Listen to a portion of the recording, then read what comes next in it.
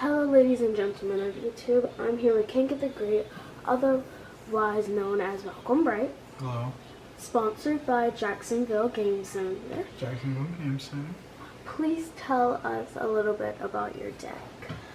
Well, I ran androids at Nationals. I got my invite, and I still have my player badge on and my sponsored t-shirt.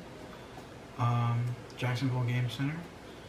A little bit about the deck. It's just your regular Cell Chain with all of the new pieces that it got for support, like the Shocking Death Ball, and rerun the Deadly Defenders with some King Vegeta Surprise Attack to help with the Storm matchup. So let's get right into the deck profile. The leader is Android 17 on the backside. It turns into the Diabolical Duo, Android 17 and 18. The great thing about running 17 is that it reduces all your droids by 1, which I'm sure that's a common knowledge now, everyone knows that. And then, so it really helps your pressure if you don't want to Cell Chain and you just want to swing with crit. It's good on your pressure. And then you awaken at 6, which is like really special for these leaders because it means you can Cell Chain early without getting punished. And on the backside, you actually draw when you're at 6. So you can automatically just start raking in the advantage, and we run plenty of awakening tools to try to get us there as fast as possible. So straight into the deck. It's double sleeved, so please bear with me. I run Cell Chain, of course, 4 Cell, 4 of the 5-drop, 1 of the Vital Application 5-drop. The reason I put this in here is when you go to swing with your double strike cell with your 5-drop, or if you start to swing with your leader and you see that they only have like 3 or 4, maybe 5 cards in hand, and it's not really worth Cell Chaining, you go into this guy. You make 2 tokens and you draw 2 cards, and it puts you up on extreme advantage early game. And basically you swing with the tokens to get them to take life, and you draw 2 cards to try to get into another Cell Chain. This one doesn't have Union Absorb, so you can't continue your Cell Chain cycle, but it's really good. I went into this guy a lot, and my opponents were like, what? You went into the Vile Replication? And I just made 2 dudes, drew 2 cards, I was up on advantage, and then I just took their life anyways with my 1-drop, with my free tokens. And then of course the 7-drop. So that's the entire Cell package. I think that's 17 cards. Definitely needed in the deck. And then starting off on my 1-drops, I run the Shocking Death Ball. Best negate that's droids can run. Turn 1, you charge, and then you, against Storm, you don't kill their Bardock because you want them to swap into their Goten. So you go, and they go into their Goten and you kill it with the Shocking. And then turn 2, you play another card that I play in here, which is the Defender. And you just let them kill the Defender. And then next turn you go Defender, hold up with a King Vegeta Surprise Attack, and then hold up a free blocker, which I'll show you in just a second. So I run the King Vegeta Surprise Attack. You run so many blockers in this deck that the Surprise Attack is never like a dead card. 4 Gohans. I prioritize this over the Frieza because I was running a 3-3 split, but I found that the extra critical on their turn was really good. And then 3 of the Frieza. Against anything that doesn't want to hit you, like these Shenron decks and stuff like that, you can take... the good thing about this card is you get to choose if you want to take a life. So you can just play it later in the game just for a 10k, especially against Shenron leaders, because their leader is 10k until they awaken with Dragon Balls. So you can take a life, keep your pressure up, awaken, and then swing 10k with your leader card, draw a card, and you're up like 3 cards in advantage just from this guy. And then free blocker, He's really good. If you have an 18 on the field, you can play it for free. And then if you're awakened on your backside, your leader turns into an 18. So if you're awakened, you can get the free blocker too. So this is a never a dead card. And then super combo, I run the drop one because I like the 16. I see a lot of cell builds these days not running the 16, but I'm running like the critical version. So everything has crit, so when I swing later on in the game for those longer turns, I boost it up to 25 crit or 30 crit if I'm awakened. And they have a drop a card, and it's really hard to defend against. And this is good defensively too, because you can combo to 25 and then them drop a card, and it's really hard for them to combo through that. And then for the crit engine, besides the Gohans, are on the Diabolical Duos, 17 and 18, which is kind of the theme of the deck. 4 and 4 is needed. I saw George Machado. I was able to meet him at Nationals and see his deck build of Cell before he posted it. And it's really good. I really like it, but he wasn't like running any of the crit. He was just running like super value cards, like the blocker 18s, or excuse me, the blocker 17s and the defender 18s, which is really good. And he had a really good matchup against Storm, but Green naturally has a good matchup against Storm because you just kill all their Gotenks. And then 2 defenders. I wish this was 4 when I was playing at Nats. I took out some 17s and I put in these guys instead because she is just so much better. She's 20k on your turn, 25k on your turn if you're awakened, and they're 20k on their turn if you're awakened, or 15k if you're unawakened. Normally against Storm, I just take all the life, you know, whatever, you hit me, you hit me, you hit me, and then I drop this on turn 2, and they just have a really rough time trying to punch through it for 20. And then for some of the one-ofs, actually I'll show you these 2 cards first.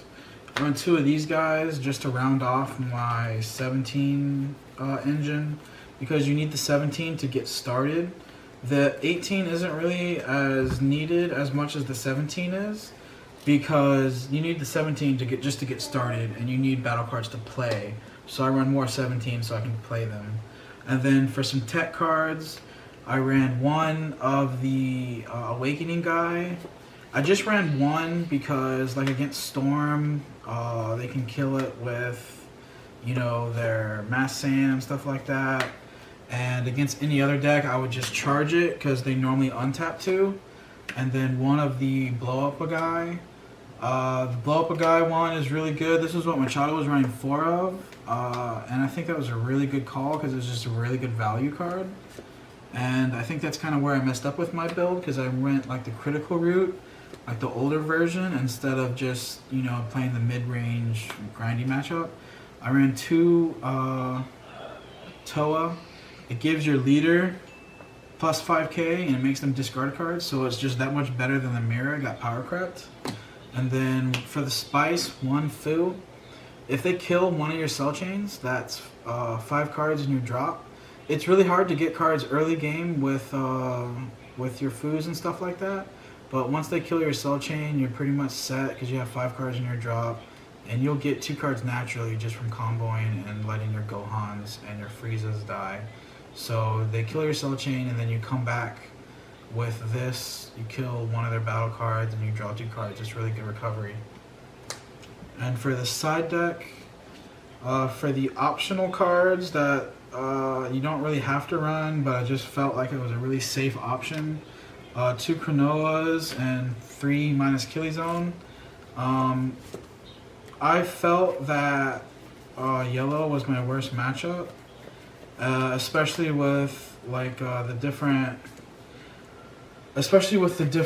Storm variants going around and stuff like that. I saw some guys like running Crusher Balls, and I saw there was the Galactic Emperor Frieza deck that was running around that one swap, and you needed the minus Killy Zone to deal with that.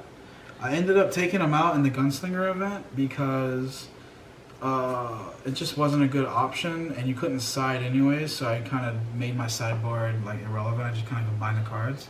One Kami, just because you really need it against like the Storm matchup. And it's just a really solid card just to kill anyone that it punishes their board for overextending. And then the MVP of the entire sideboard is probably the Black Mass Saiyan. Now what Black Mass Saiyan does is, for all of you that don't know, if you play a battle card with using a non-keyword skill, so like the Freehans, the Gohan that comes in rest mode, that's they neg 2 cards. Chain Zeno is neg 2 cards. The Killer Sword Trunks, they neg 2 cards. Anything that unnaturally plays a battle card in the battle area, it negs them 2 cards. And you can use it to attack and awaken, so it's really good. I brought it in against those decks like U7, one-shot build with like Victory Strike and stuff like that. You use that to awaken. And then for the Storm matchup and anything that ran like a crap ton of 1-drops, I just played the Crisis Crusher. You drop them on turn 1, and then like Storm strategies just cry. The other card for the mirror match, I ran 3 Haruharus. Didn't really see it that much. I wish I did, because my opponent was like Haruharu, Haruharu, Cell Chain, and I just couldn't come back from that.